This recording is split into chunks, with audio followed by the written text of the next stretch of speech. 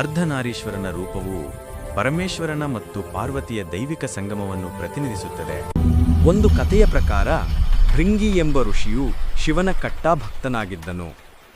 ಆದರೆ ಪಾರ್ವತಿಯನ್ನು ಪೂಜಿಸಲು ನಿರಾಕರಿಸುತ್ತಿದ್ದನು. ಭೃಂಗಿಯು ಶಿವನ ಸುತ್ತ ಪ್ರದಕ್ಷಿಣೆ ಮಾಡುವಾಗ ಆತ ಯಾವಾಗಲೂ ಪಾರ್ವತಿಯನ್ನು ನಿರ್ಲಕ್ಷಿಸಿ ಶಿವನ ಸುತ್ತ ಮಾತ್ರ ಪ್ರದಕ್ಷಿಣೆ ಮಾಡುತ್ತಿದ್ದನು.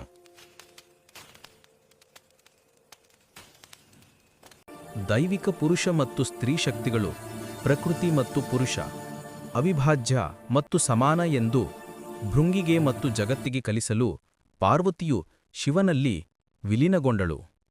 ಶಿವನ ಬಲಭಾಗವು ಪುರುಷನಾಗಿದ್ದು ಭಸ್ಮ ಲೇಪಿಸಿ ಹುಲಿಯ ಚರ್ಮವನ್ನು ಧರಿಸಿ ವಿನಾಶ ಮತ್ತು ಪ್ರಜ್ಞೆಯನ್ನು ಪ್ರತಿನಿಧಿಸುತ್ತದೆ. ಪಾರ್ವತಿಯ ಎಡಭಾಗವು ಸ್ತ್ರೀಯಾಗಿದ್ದು ಆಭರಣಗಳನ್ನು ಧರಿಸಿ ಕೆಂಪು ಸೀರೆಯನ್ನುಟ್ಟು ಸೃಷ್ಟಿ ಮತ್ತು ಶಕ್ತಿಯನ್ನು ಪ್ರತಿನಿಧಿಸುತ್ತದೆ. ಈ ಅರ್ಧನಾರೀಶ್ವರ ರೂಪವು ಬ್ರಹ್ಮಾಂಡದ 2 ಅರ್ಧಗಳ ಸಮತೋಲನವಾಗಿದೆ ಎಂಬುದನ್ನು ತೋರಿಸುತ್ತದೆ. ಪುರುಷ ಶಕ್ತಿಯು ಪ್ರಕೃತಿಯಿಲ್ಲದೆ ನಿಷ್ಪ್ರಯೋಜಕ ಮತ್ತು ಪ್ರಕೃತಿಯು ಪುರುಷ ಶಕ್ತಿಯಿಲ್ಲದೆ ಅರ್ಥಹೀನ. ಇವರಿಬ್ಬರೂ ಒಂದೇ ಸಂಪೂರ್ಣ ದೈವತ್ವವಾಗಿದ್ದಾರೆ.